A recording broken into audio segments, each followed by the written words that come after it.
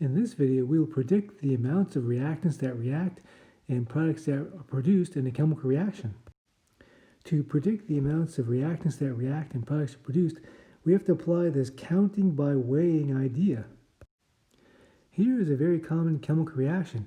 In this reaction, here are the reactants, here are the reaction conditions, and the product will taste delicious.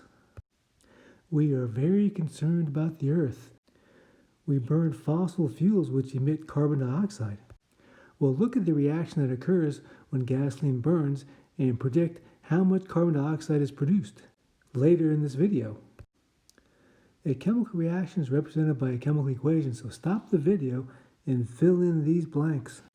And the answers are, stop the video again and read this analogy and check out this conversion. Note that the coefficients also represent the ratio of reactants to products in this example. In biology, you learned that a body is made by reacting one torso plus one head plus two arms plus two legs. So stop the video and answer this question. And the answer is, here is our conversion factor. Let's take a look at this chemical reaction. Hydrogen reacts with oxygen to produce water. Stop the video and answer these two questions. And the answers are, in our conversion factor, these numbers come from here and there. A balanced chemical equation tells you the ratio of reactants to reactants and reactants to products. These calculations allow you to predict how much reactants react and how much products are produced. When hydrogen reacts with oxygen to produce water, energy is also produced. Many believe that hydrogen will be the fuel of this century. The problem is finding a cheap way to produce hydrogen from water. One property of acids is that it reacts with metals. Hydrogen gas is the product of this reaction.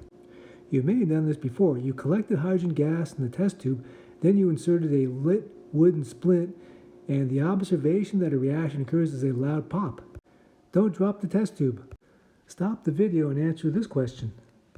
And the answer is, here's how you get that number. If you're given the mass of one reactant or product and want to calculate the mass of another reactant or product, this is a general problem-solving strategy. Step 1, balance the chemical equation. Step 2, stop the video and fill in those blanks. The first blank is our conversion factor, which is molar mass of hydrogen. In step 3, we want to convert from moles of hydrogen to moles of oxygen, so stop the video and fill in those blanks. The answers are, and in the last step, we want to convert from moles of oxygen to grams of oxygen. Molar mass is our conversion factor. For a chemical reaction, this chemical calculation or stoichiometry calculation involves 4 steps. Take a picture of this slide and keep it handy. Given the mass of a reactant, you can calculate the mass of a product. That's called the theoretical yield. When you do an experiment, the actual mass of product produced is called the actual yield. From your actual yield data, you can calculate percent yield as one of your experimental results. So stop the video and fill in those blanks. And the answers are, an example is when gasoline burns in your car engine to produce carbon dioxide and water. A side reaction produces carbon monoxide. Let's do a practice problem involving yield. Stop the video and try this problem. And the answer is, here's how we got that number. Remember, balance the chemical equation first.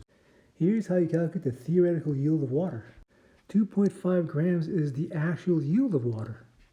3% yield is a pretty poor yield. I know how concerned you are about the earth, so let's calculate how many grams of CO2 are produced when 1 gallon of gasoline burns. Stop the video and apply the problem-solving strategy to solve this problem. To get the answer, we first need to balance the chemical equation. Next, let's convert from gallons of gasoline to grams of gasoline.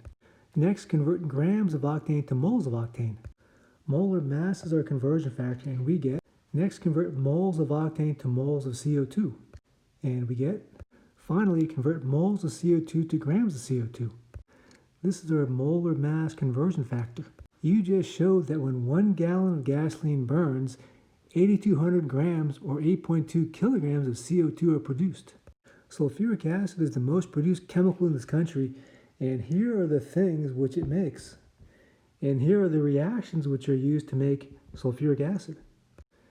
Let's practice another chemical calculation, so stop the video and answer these questions.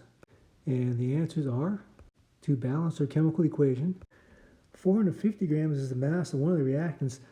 750 grams of SO2 is the actual yield of the SO2 product.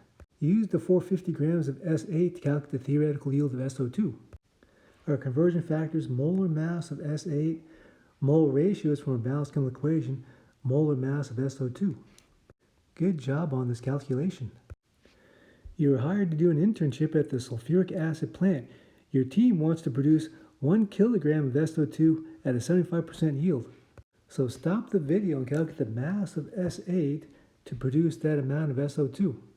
And the answers are, first, the 1.0 kilograms of SO2, that's the actual yield. So we need to calculate the theoretical yield of SO2. From the theoretical yield of SO2, we can calculate the mass of S8 that we need. So the theoretical yield is, now we can do a chemical calculation to calculate the mass of S8. Good job. To review, we're not going to count individual atoms and molecules because they're too small and there's too many of them. But just like the pennies in the jar, we can count the number of atoms and molecules by weighing them. The conversion factor going from mass to moles or moles to mass is going to be molar mass. In this video, we're able to predict how much reactants react and products are produced. Once we convert from grams to moles using molar mass as a conversion factor, we can use the mole ratio using the coefficients in the balanced chemical equation to convert from moles of one reactant to moles of product. And then we convert from moles back to grams using molar mass again as a conversion factor. Remember, the first time you do these calculations it seems hard, but the more you practice, the easier it gets.